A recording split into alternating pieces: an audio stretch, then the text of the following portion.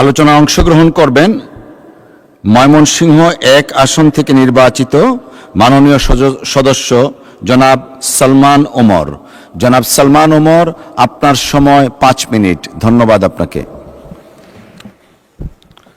বিসমিল্লাহির রহমানির রহিম। ধন্যবাদ মাননীয় স্পিকার।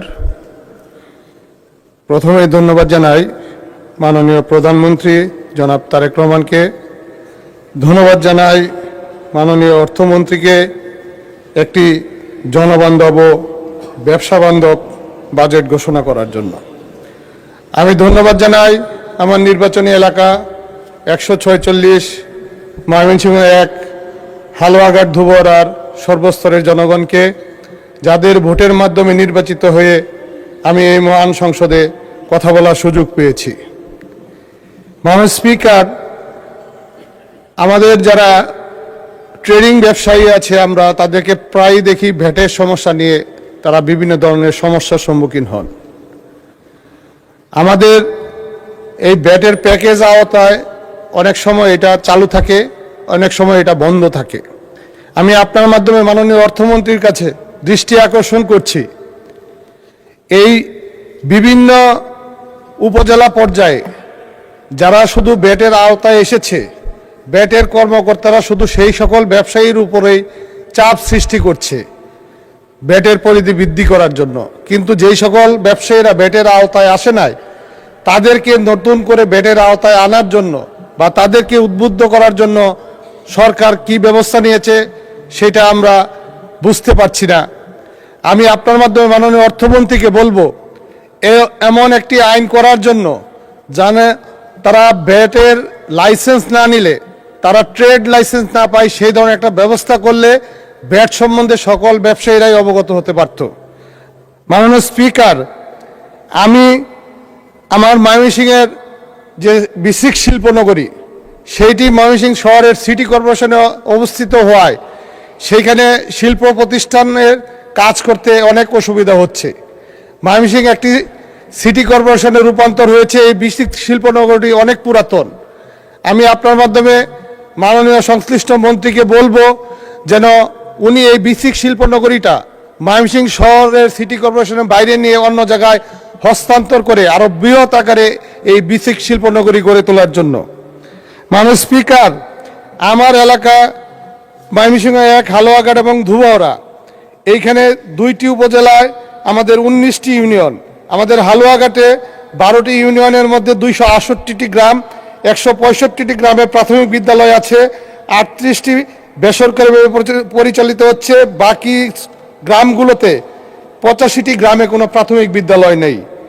আমার আরেকটি উপজেলা ধুবরা, 7টি ইউনিয়নে 164টি গ্রাম, 90টি গ্রামে সরকারিভাবে প্রাথমিক বিদ্যালয় রয়েছে, 74টি গ্রামে প্রাথমিক বিদ্যালয় নেই।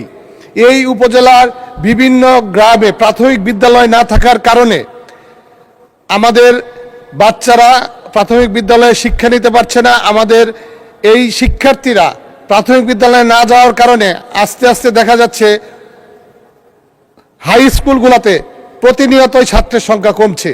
আমি মাননীয় মন্ত্রীকে এই ব্যাপারে দৃষ্টি আকর্ষণ করব যেন অতি দ্রুত বিভিন্ন গ্রামগুলো যেগুলোতে প্রাথমিক বিদ্যালয় নেই সেখানে প্রাথমিক বিদ্যালয় কীভাবে স্থাপন করা যায় সেটার ব্যবস্থা করার জন্য।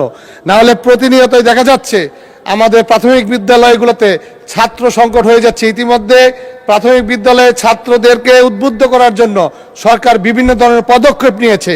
পাশাপাশি সেই বিষয়টিও খেয়াল রাখতে হবে, আমাদের প্রাথমিক বিদ্যালয় একটি থেকে আরেকটি বেশ অনেক দূরে, ছাত্ররা পায়ে হেঁটে এই 4-5 কিলোমিটার এলাকায় তারা স্কুলে যেতে চায় না।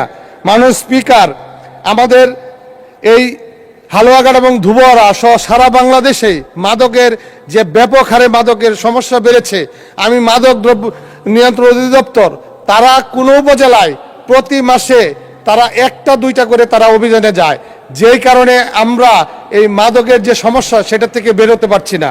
মাননীয় স্পিকার, মাদকের ব্যাপারে সরকারের আরও কঠোর থেকে কঠোর পদক্ষেপ নেওয়া উচিত যেন বাংলাদেশ থেকে মাদকের এই সমস্যা চিরমূলে নির্মূল করার ব্যবস্থা করার জন্য প্রয়োজনীয় পদক্ষেপ নেওয়ার জন্য আমি মাননীয় স্বরাষ্ট্রমন্ত্রীকে আমি অনুরোধ জানাচ্ছি। মাননীয় স্পিকার, আমার 2টি উপজেলায় 2টি পুলিশ ফাঁড়ি একান্তভাবে প্রয়োজন। আমার মূল উপজেলা থেকে আরেকটি ইউনিয়নের প্রায় 23 কিলোমিটার দূরে। এই দূরত্বের কারণে আমি মনে করি আমার দুইটি উপজেলা হালুয়াঘাট এবং ধুবুয়ারায় দুইটি পুলিশ ফাঁড়ির প্রয়োজন। জি, আপনাকে আরো 2 মিনিট দেয়া হলো, ধন্যবাদ। মাননীয় স্পিকার, আপনাকে ধন্যবাদ। বিদ্যুতের সমস্যার জন্য আমরা এলাকায় যে মানুষের কাছে মুখ দেখাতে পারি না। এই বিদ্যুতের সমস্যার কিভাবে আশু সমাধান করা যায়, মাননীয় বিদ্যুৎ মন্ত্রীর কাছে আমরা এটা সমাধান চাই। কারণ এলাকায় গেলেই মানুষ নানা ধরনের কথাবার্তা বলে।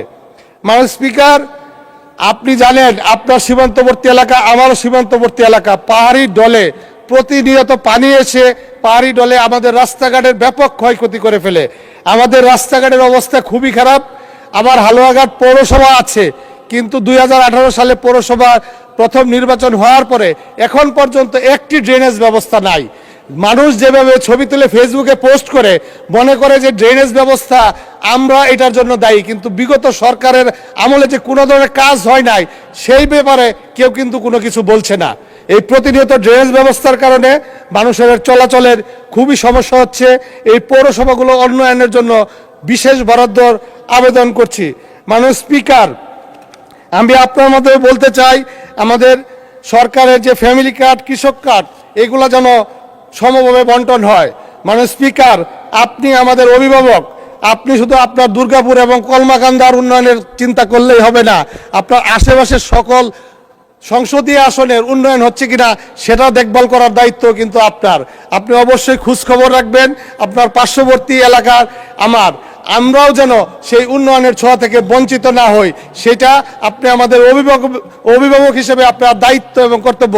মাননীয় স্পিকার, আমরা একটি প্রত্যন্ত এলাকার লোক, আমরা পাহাড়ের পাদদেশে, আমাদের সনাতন ধর্ম, আদিবাসী, মুসলমান, আমরা সকলেই মিলেমিশে বসবাস করি। আমরা একবারেই উন্নয়নের থেকে আমরা বঞ্চিত। বিগত সময়গুলোতে আমাদের এলাকায় তেমন কোনো কাজই হয় নাই। সেই জন্য আপনি আপনার এলাকার পাশাপাশি